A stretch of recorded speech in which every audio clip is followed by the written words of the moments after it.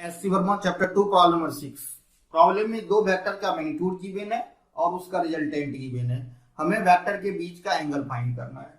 हम लोग जानते हैं a प्लस बी का मॉड क्या होता है, रूट अंडर ए square plus B square plus 2ab cos theta.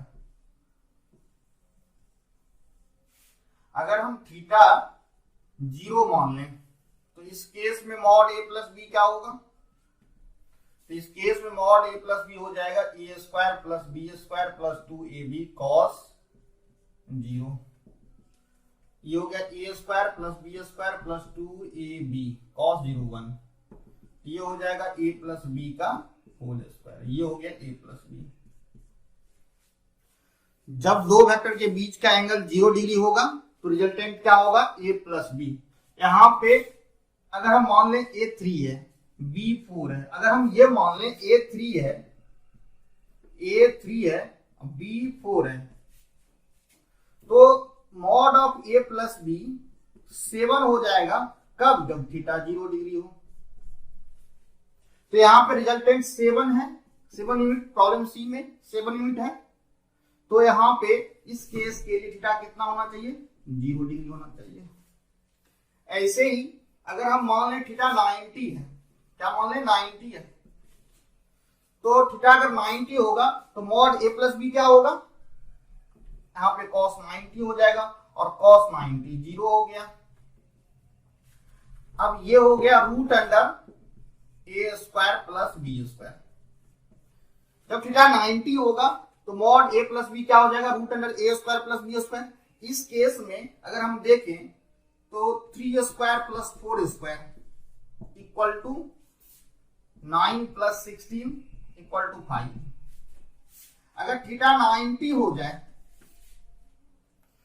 तो रिजल्टेंट क्या होगा, 5 होगा।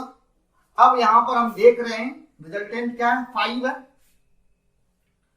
रिजल्टेंट बी केस में रिजल्टेंट कितना है, 5 है। तो इस केस में थीटा क्या हो जाएगा, 90 होगा। ऐसे ही अगर थीटा हम मान लें 180, अगर थीटा मान लें 180 तो इस केस में क्या होगा, इस केस में ये हो जाएगा, यहां पे 180 रख दें। ये हो गया a square plus B square plus 2ab cos 180 minus 1।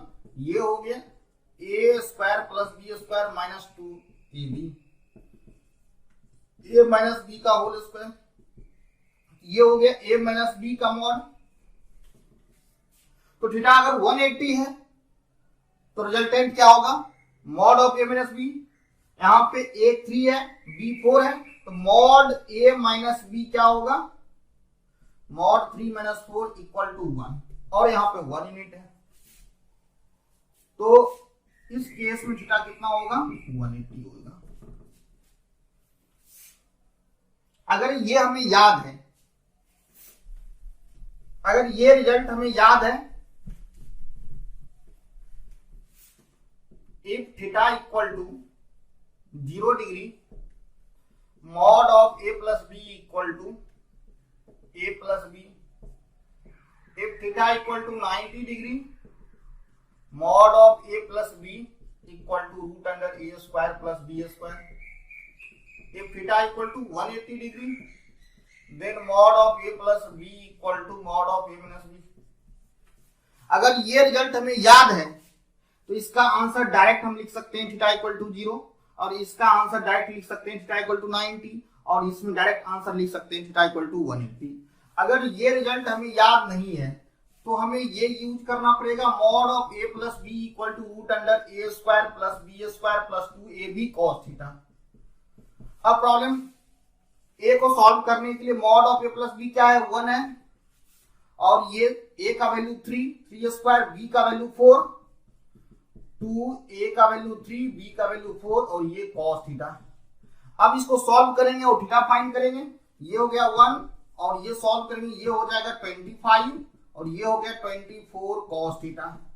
अगर स्क्वायर कर दें 1 हो गया, ये हो गया 25 प्लस 24 cos थीटा, और इसको सॉल्व करेंगे cos थीटा इक्वल टू हमें मिलेगा cos theta equal to 1 minus 25 by 24, ये हो जाएगा -1। cos theta equal to -1, so theta equal to क्या होगा 180 डिग्री। तो ऐसे भी हम सॉल्व कर सकते हैं। तो ए का आंसर क्या होगा, थीटा इक्वल टू 180। अब ऐसे ही बी सॉल्व करते हैं। बी के लिए हम लोग क्या करेंगे, तो बी को सॉल्व करने के लिए mod of A plus B क्या रखेंगे, 5 रखेंगे, और ये ए का वैल्यू 3 और बी का value 4, 2 into 3 into 4 into cos theta. ये हो गया 5 equal to √25 plus 24 cos theta. Square कर दें, ये हो गया 25 equal to 25 plus 24 cos theta. ये 25 कैंसिल, और यहां से कॉस थीटा इक्वल टू हमें क्या मिला 0। सो थीटा इक्वल टू क्या, कॉस थीटा इक्वल टू क्या मिला 0, so theta equal to 90 degree. तो बी का आंसर क्या हमें मिला 90। अब ऐसे ही सी को सॉल्व करेंगे। सी के लिए mod of A plus B क्या गिवन है 7। तो सी के लिए mod of A plus B कितना है 7, और ये होगा A square 3 square, B 4 square plus 2 into 3 into 4 cos theta. ये हो गया 7, ये हो गया 3 स्क्वायर प्लस 4 स्क्वायर, ये 25 प्लस 24 कॉस थीटा। स्क्वायर कर दें, ये हो जाएगा 49 equal to 25 plus 24 cos theta.